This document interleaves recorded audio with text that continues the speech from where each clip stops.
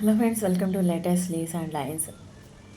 Pierce సోప్పై Samanvitha name రాస్తూ sketch వాసన. స్కెచ్ కోసం గ్రీన్ పియర్స్ సోప్ని సెలెక్ట్ చేసుకున్నా. ఇంతకుముందు చాలా డిఫరెంట్ పియర్స్ సోప్స్ను వేశాను. పియర్స్ సోప్స్ పెస్టల్ స్కెచెస్ అని టైప్ చేస్తే ఫస్ట్ కనిపించేవన్నీ నా స్కెచెసే ఉంటాయి.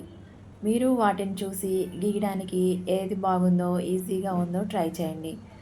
రోజు ఒక అరగంట గీయడానికి మీరు మీ టైంని సేవ్ చేసుకోండి.